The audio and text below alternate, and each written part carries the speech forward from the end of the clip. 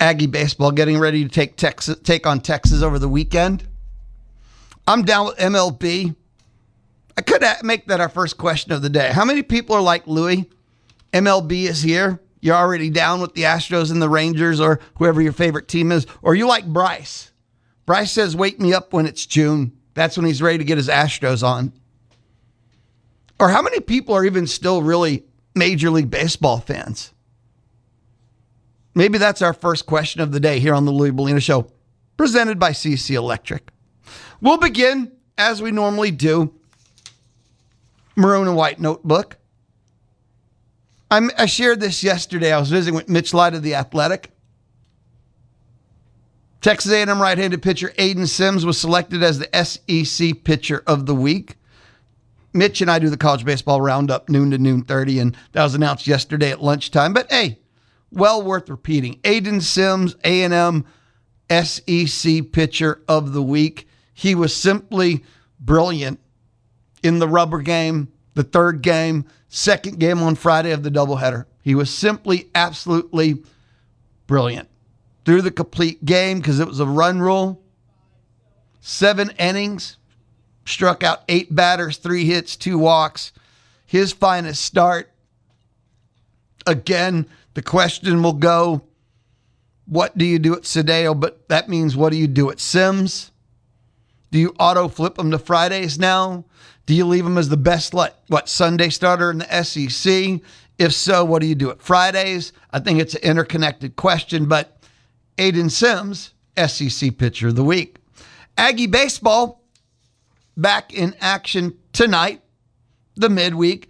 Texas State, the Bobcats, 21-10 themselves. 8-4 in conference play. Cole Hubert gets the start, the lefty. This will be his 4th start on the year. And A&M has not lost in the midweek. I've pointed out all year long that's one of those signs of a good team. Many of the top 10 teams have leaked and bled in the midweek. Difference between hosting, not hosting. And I'm not talking about in the top 8 seeds. I'm talking about the next 8. You just take a look at a couple of untimely, costly midweek losses. I don't think, does anyone doubt if this A&M team is going to make the NCAA tournament? Because I think that's shut down. I don't think that's a question anymore. Not for me. Not for me. That's not really in my, I don't question if they're going to make the NCAA tournament. I think it's clear this is an NCAA tournament team. My new question, will they host? They're 19 currently with a brutal stretch left in their schedule.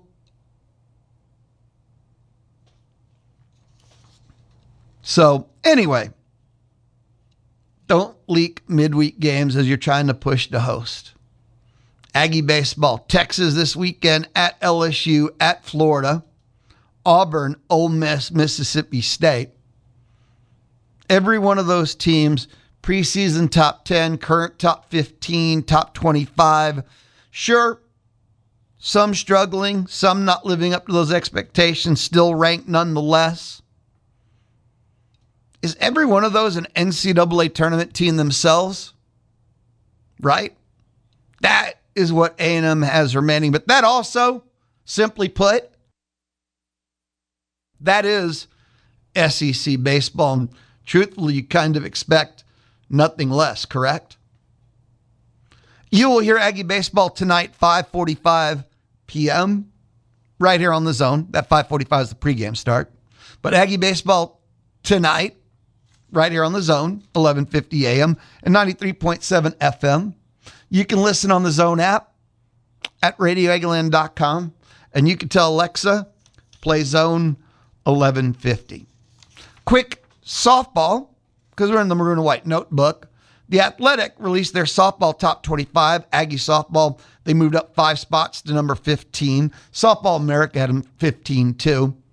Big shuffling at the top. Texas lost their first series of the year in softball.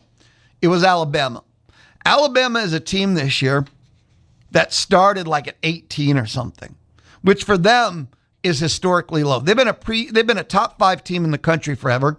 Top 10 is a worst case scenario. So seeing where they started the year, and I pointed that out before the season started in the rankings like, wow, how far has Alabama dropped? Well, Alabama's been phenomenal. They're 35-3. And they're the first team to take a series from Alabama. So, number one, Texas lost a series. Texas Tech is the new number one team in the country.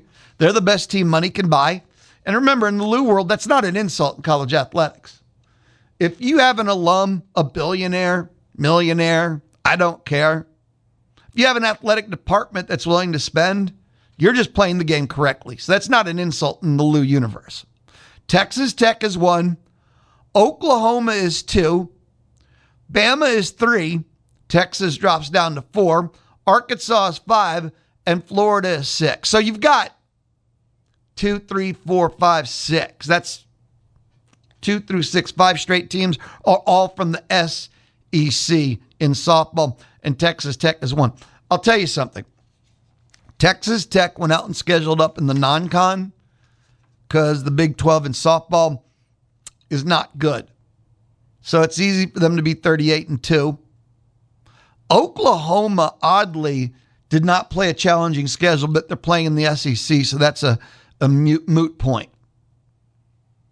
But yeah, that's how brutal the SEC is. 2 through 6 in the country are all SEC, and there's Tennessee at 10. Tennessee was number 1 in the country at 1.2. Moving to the Texas Mobile and Lube Express inbox. That's where all your text messages pop up. J84, I haven't watched MLB since they walked off. I did watch the replacements that year. I'm kind of hardcore that way. Cuervo Ag texted and said, Lou, happy Tuesday. Cuervo Ag, Merry Tuesday to you too, brother. To answer your question, I stopped being an MLB fan in the 92 strike year when baseball stopped as the Astros were leading the National League and Bagwell was leading MLB in hits. You know, English is hard for me sometimes. And Bagwell was leading MLB in home runs. Lost me that year. Cuervo Ag, you're not the only person I know that has told me that. I know a lot of MLB fans that lost their love, their passion for the game. And I know many that never came back, never, till today, ever came back to the game after the strike canceled the postseason. That just was unforgivable. Absolutely unforgivable. I'm not one of them. I still love MLB. I was stunned. I thought it was the one thing that would never, ever, ever, ever happen. I also think lessons were learned. They will never do that again under any circumstances. The owners will plan everything. They'll cancel starts the season. They'll lock them out before spring training, but they will never cancel a postseason. They did damage that they still recover to from today. Anybody, the question, if you're wondering, are you Louie? You're down with MLB from opening day. Are you Bryce? Wake me up in June. Then you're ready to go summertime. Are you, where are you with Major League Baseball? Or in C, MLB doesn't register for you. Option C is available. You can text 979-693-1150. Maroon and White Notebook.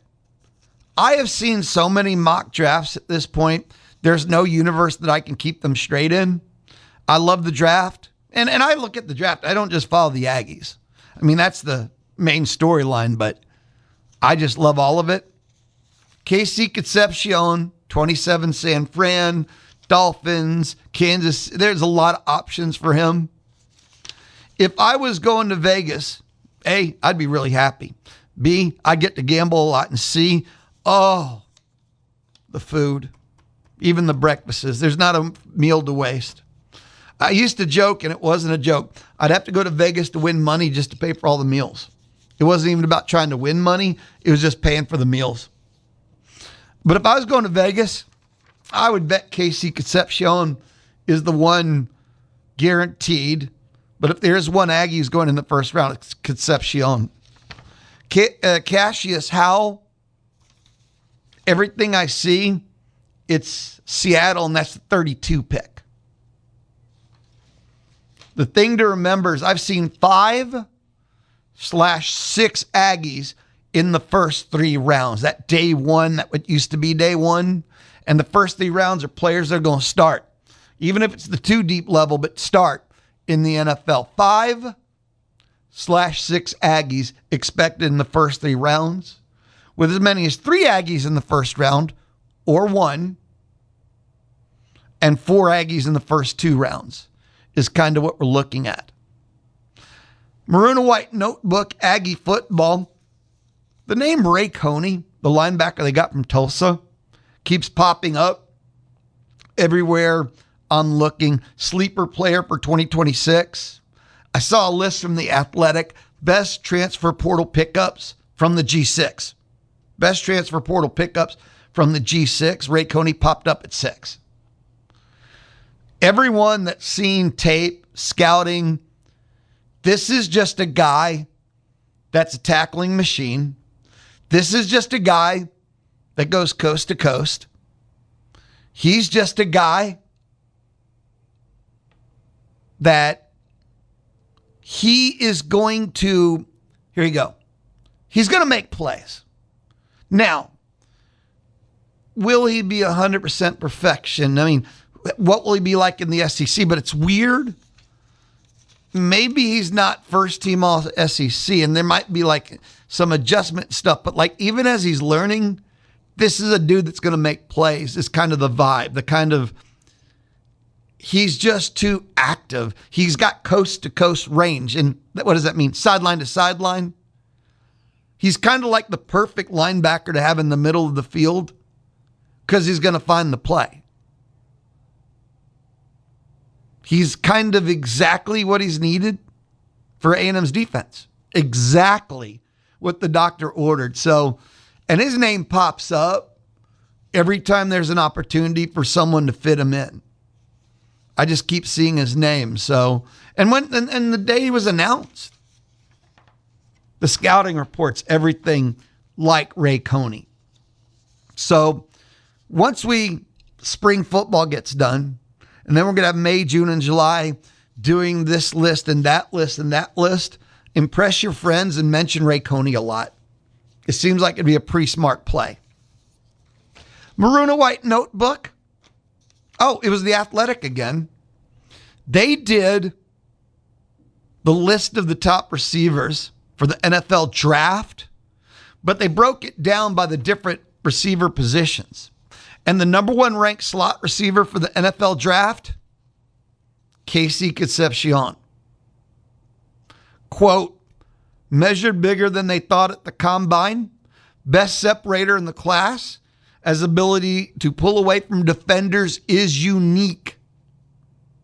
He can get off press coverage, does a good job of using his hands to offset his lack of size. He's a big play threat with the ball in his hands, and he can be a top flight kick punt returner.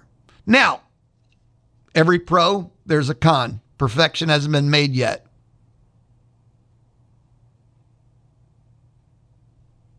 What's the con? Anybody? I'll give you 10 seconds. Drops.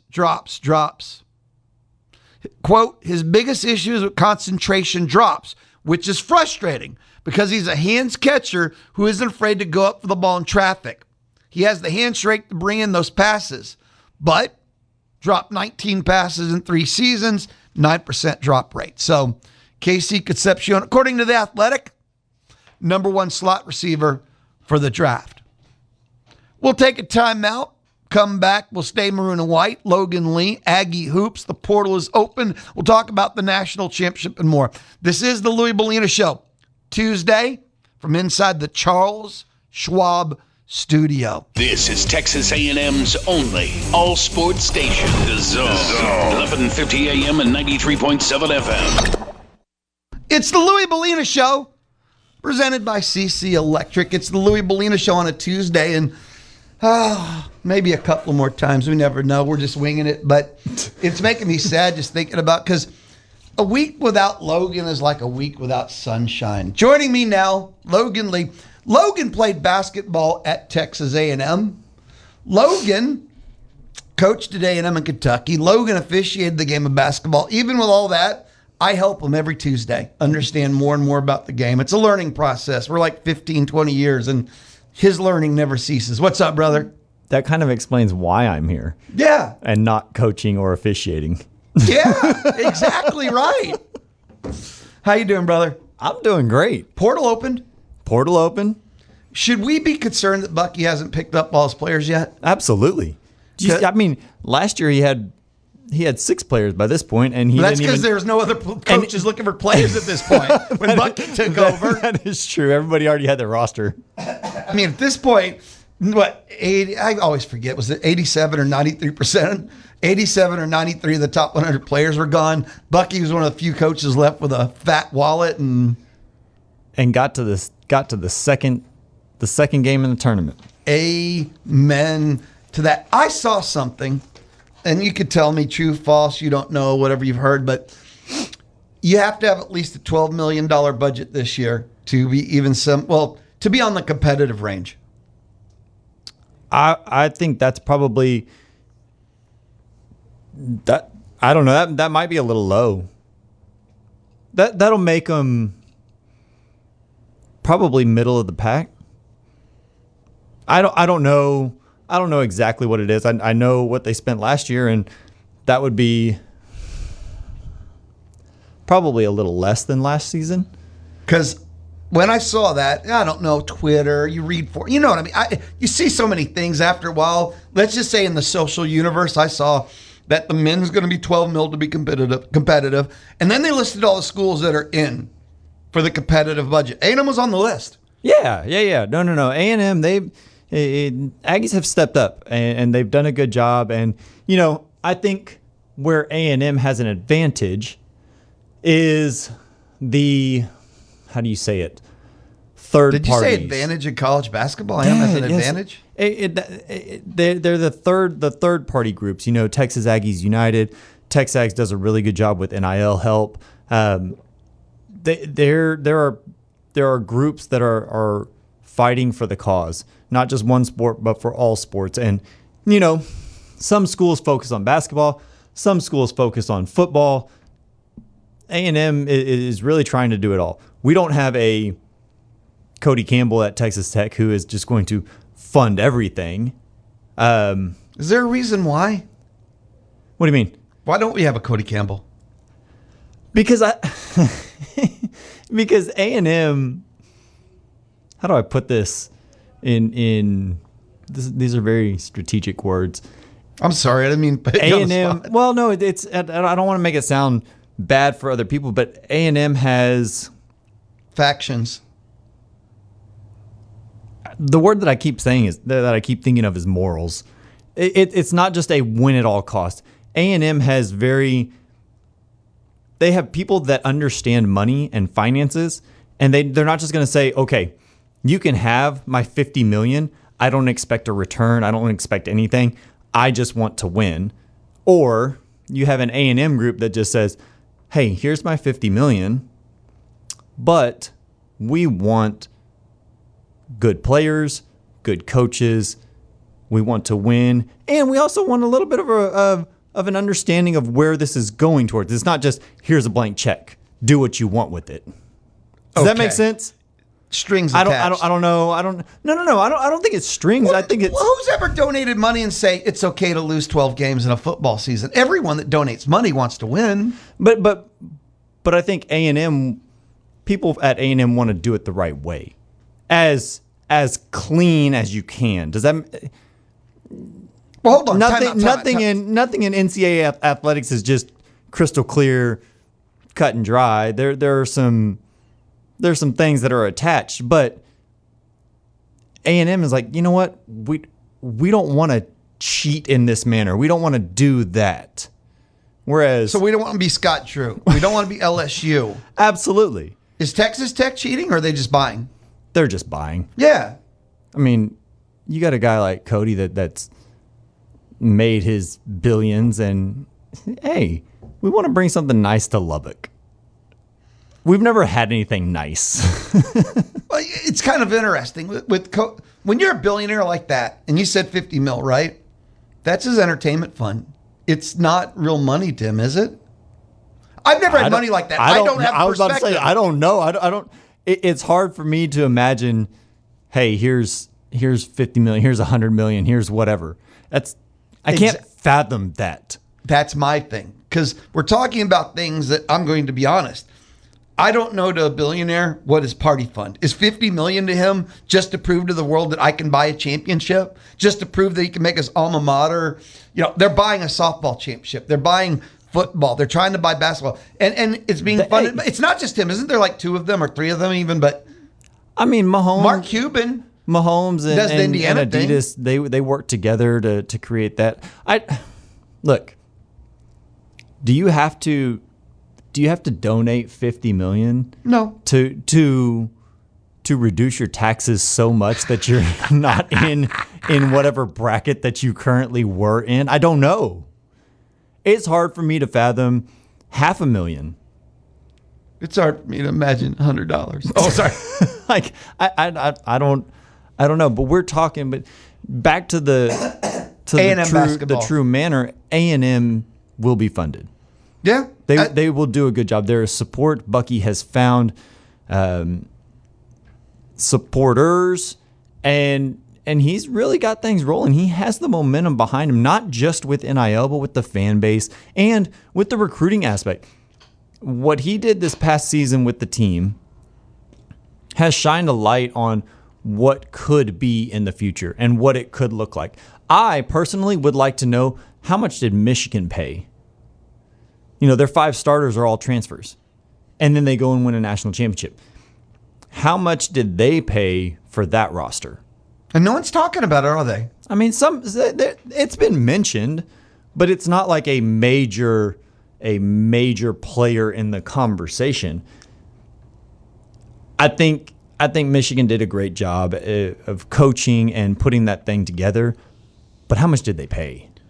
Do you think we've reached the point where it's understood you have to buy players, but now that everyone's buying players, we're getting back to what it was even in recruiting, where you don't just recruit players, you have to recruit the right players, but now you don't just buy players, you have to buy the right players? When you have the time to do it, yes, you have to buy the right players. Last season, Bucky had to buy the best players he could, and he did a great job. Oh. No one would have thought that he was able to build a roster that they had this season. And then go and win with it, that's even better. But now that he has time and he has a handful of pieces coming back, he can go and see exactly what he needs, and he can go pick those guys. Now, the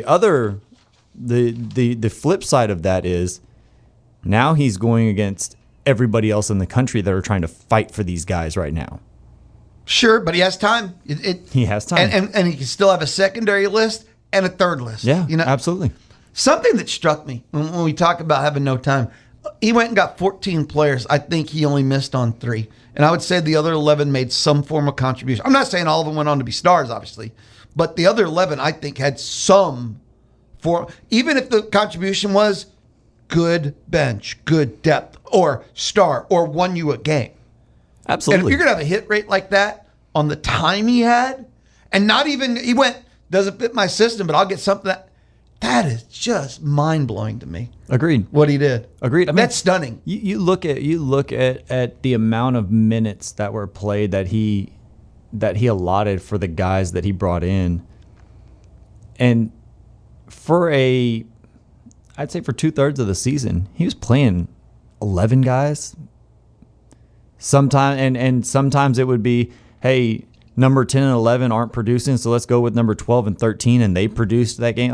He did a fantastic job, not just evaluating and quickly moving, but plugging and playing as they go. What have been some of the early names, or have you, that A&M might be targeting in the portal? Oh, I couldn't even tell you that right now, Lou. That hurts. If there's anyone you could tell, it's me. I couldn't even begin where they're at or what they're doing. One, because I haven't talked to the guys. Normally, I don't even talk to them until after the Final Four. I didn't speak to him this morning. It wasn't my first. Days. It wasn't my first thing on the list to do today. But I'll find out, and I'll know at some point. Man, I can tell you this. They were working before the season was over. Everybody knows it. Everybody knew who was in the portal and some of what they needed. You know those top dogs that are going to be moving. But here's the thing. Those big-time players, they rarely enter the portal without knowing where they're going to go. And if A&M isn't one of the spots that they know, that, hey, it may be, I've got 3 choices. All 3 of them are good. And if A&M isn't one of those 3, the only way to get in there is to offer more money or really wow them with a great initial conversation. I think Bucky can wow people. And I think almost everybody on his staff can really wow some people with a conversation. And I also think that A&M has some money. So they're going to get some guys that you're looking at and you're saying, A&M got, man, this is big time. This is a big play right here. And if they get a puzzle piece or if they get 2 puzzle pieces, it's going to be exactly like last season. You pull in a Fetty or a Pop Isaacs or whatever, you pull in an Mbako, and all of a sudden, 3 other guys want to come play. Oh, what you create your own buzz. What are they doing down there in College Station? Oh, okay. Yeah, let's go check that out. You create your own buzz. Absolutely. And they're going to do that. And this is going to be a good offseason for Texas A&M basketball. Let's take a timeout, come back more. Logan Lee, look, people text me all the time. Like Peruna at College Station, when you and I were talking, he said the one word to sum up what you're saying is accountability. Aggie donors want accountability. That is very... And that's horrible. That is very true. Great word. That's what I was looking for. Horrible. Fantastic. No. Got to have some morals with it.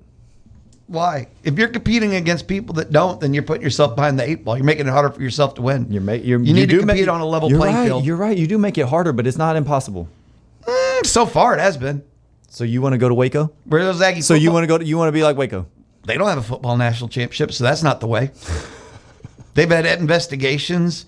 They've had, That's where it leads you to. Well, that's not the way. Exactly. That is not the way, Lou. Alabama's the way. Ooh. Kurt Cignetti's the way. I like Cignetti. When we return, more with Logan Lee, more of the Louis Bellina Show. It is Tuesday. This is the Louis Bellina Show inside the Charles Schwab studio with Logan Lee.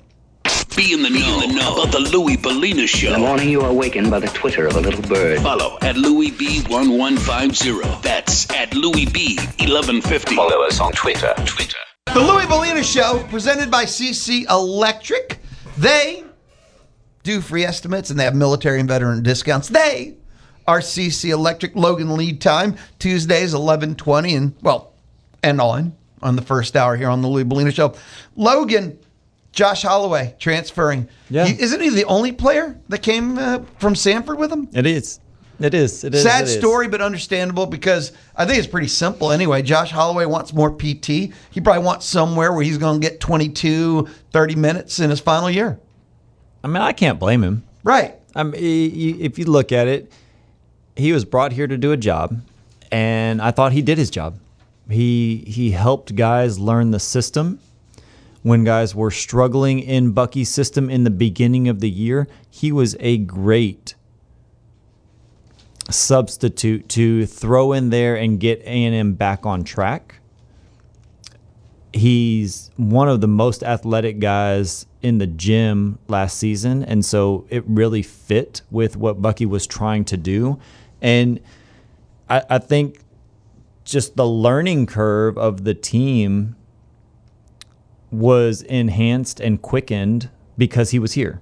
Now, we all learned and we saw playing in SEC games, those SEC caliber guards, they're just bigger, faster, stronger, and they neutralized what he was able to do. And then in your last year, you want to be able to play. Yeah. No, you want to be that guy. And I don't know, maybe he gets offered more money wherever he goes. No. I'm with you to that point. You don't think? No. I don't know how much A&M was paying him. So, it could have been one of those things where Bucky's like, hey, come to A&M, play in the SEC. We'll pay you a little money because you weren't getting paid a lot last time. And then, I thought he was serviceable last season. And did he do enough that there's a place that's going to go out and offer him a bank? I'm not saying he's going to get paid $1 million, but I don't know how much A&M was paying him this season. Well, didn't Maybe you and he I gets talk more. about that? I think we talked about it and speculated. And what, 350, Maybe. 500, 350? I don't know. Maybe. I really don't know that number. I've never really inquired about his. I always just I never saw asked. him as a guy that came with Bucky. You know what's so funny about that? I've never asked and really overly worried about other people's money. I wish I had the some NIL other thing- people's money. when it's publicized or it goes public, I'll talk about it. But Yeah. I don't live in that world where I'm always obsessed with other people's money. Maybe. Unless it's Cody Campbell's $200 billion. That's different. Or Elon Musk money. Oh, man. The things that I would buy. So if you were worth $50 billion, would you just fund the basketball program and call it good? No. No. I would fund the entire A&M athletic department. Look at Logan. We would have national championships in every Are sport. you trying to win like the Man of the Year A&M award right now? If I had Elon Musk money, yes, I would buy whatever they needed. You'd build a new arena?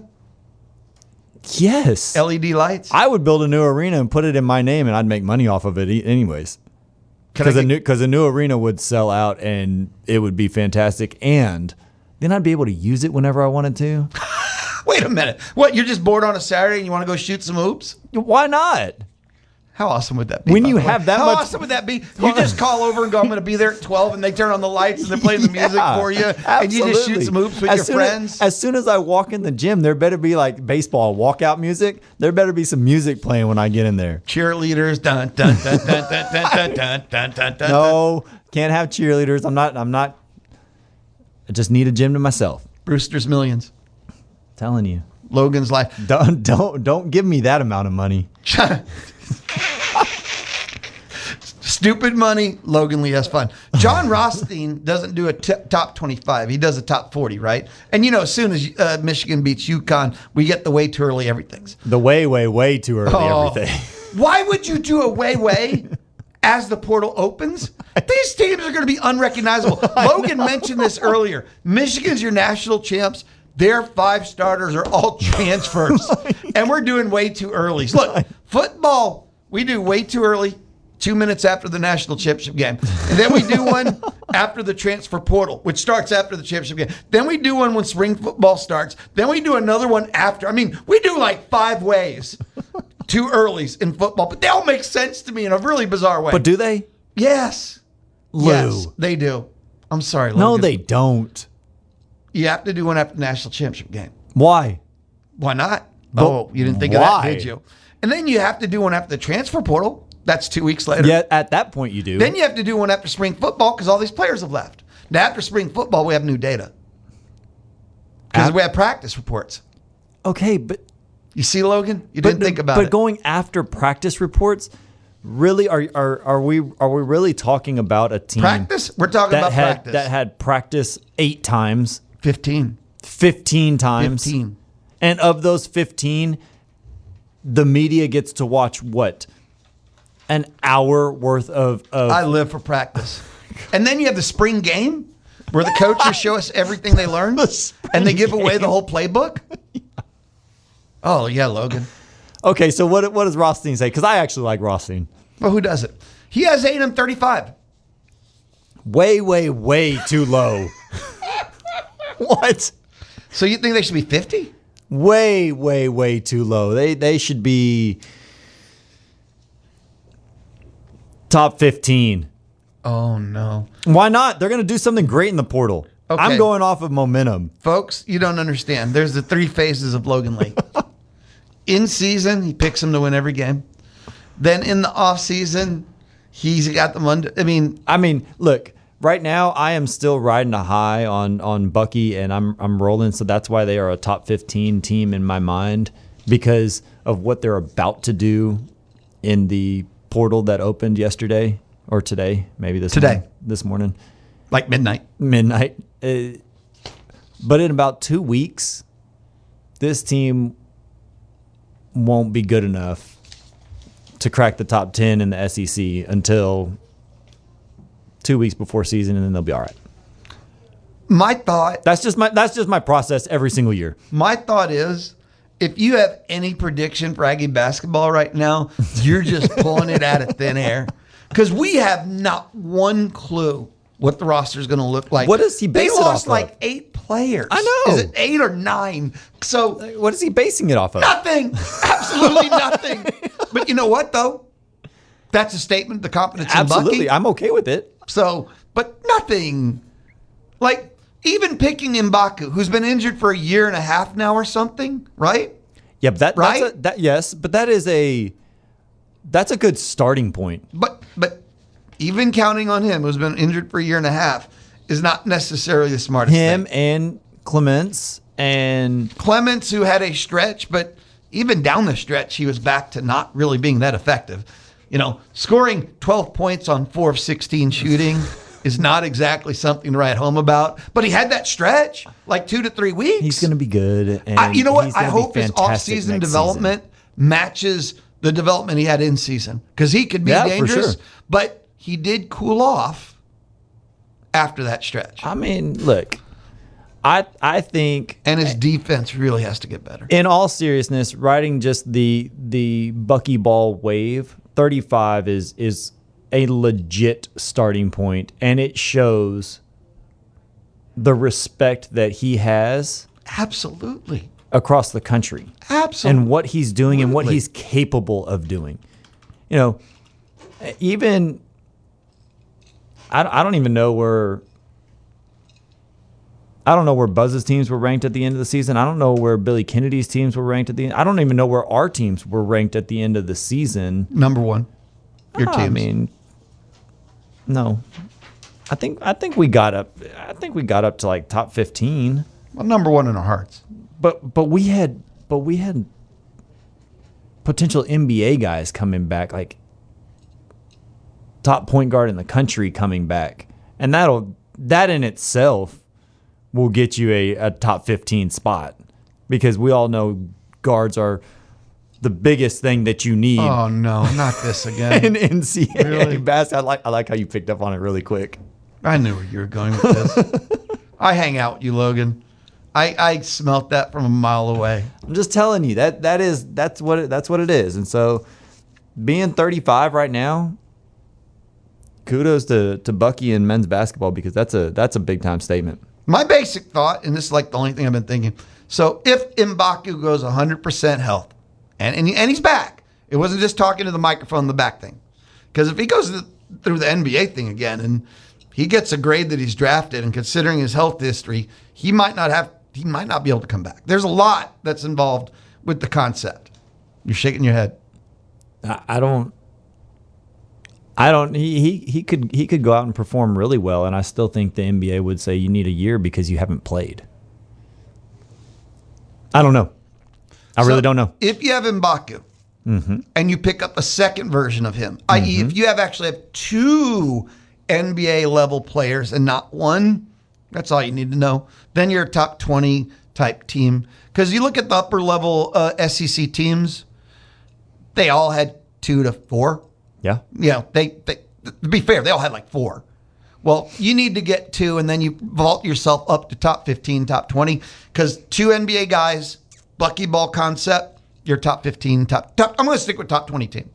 Yeah, top 20 team for sure. And I mean, you won't be talking about what you need to do to make the tournament. You're going to be talking about what you need to do for seeding, what you need to do to maybe win the SEC versus, make the field kind of conversations. yeah, absolutely. 2 NBA guys. Absolutely. Yeah. Because It M'Baku's the changes one. everything. So you just need one more. Well, I don't know if you just need one more. Big probably. Hey, Logan, I'll check in with you next Tuesday. You down? Yeah, Lou, I'm good. Be Way awesome. to slide that in there. What do you no idea what you're talking about. Be awesome, brother. Yeah, I'll be awesome. We'll be talking about guards next week. Logan Lee played basketball at A&M, coached A&M Kentucky, refereed the games. Tuesdays, we talk Aggie hoops and usually a little bit more.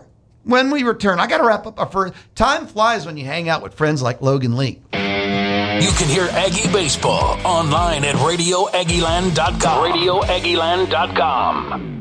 The Louis Bellina Show, down the stretch we come on the Tuesday edition.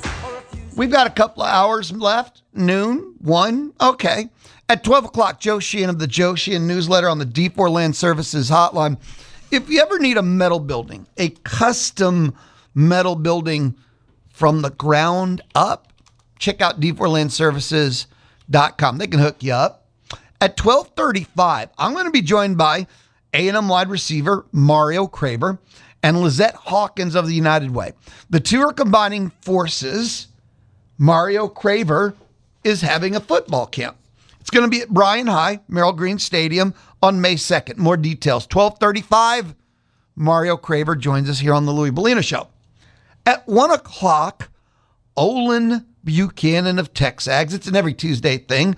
Rock on, I say. And at 1:50, it's Community Spotlight.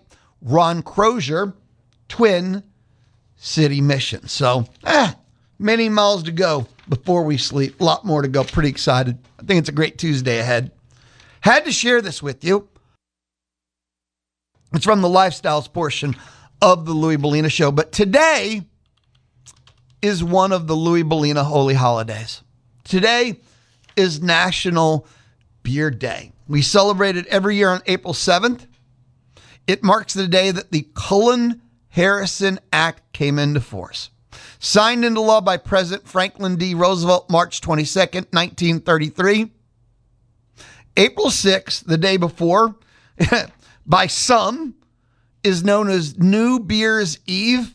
Amen. The 18th Amendment was later repealed by the ratification of the 21st Amendment on December 5th of that year, officially ending Prohibition. Today, National Beer Day. I don't know where you fall on the beer spectrum. I've shared this before. My favorite beer is a coffee porter, and I can do more than just a coffee porter. I like coffee beers. And if you're going to do a coffee beer, find you a local coffee. Don't just, I'm not talking Folgers. A coffee porter, and from there you can do a Scotia vanilla, but not necessary. Blackwater Draw, Contract Killer. And I do a collaboration beer with, of course, Brigadoon Brewery every year.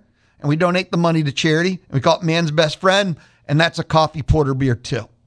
So for those that celebrate, happy National Beer Day to you too. Everything in life has rules, and the Zone has prize rules for all contesting. You can check them out at zone1150.com. You may know you can win once every 30 days. There can only be one winner per household per month. You have 30 days to pick up your prizes. You have to be 18 or older to win. You have to present a legal ID to claim your prize. All prizes are non-transferable and not for resale. To make sure you do know all the rules, or if you have any questions about the prize rules, make sure to visit zone1150.com. Zone1150.com.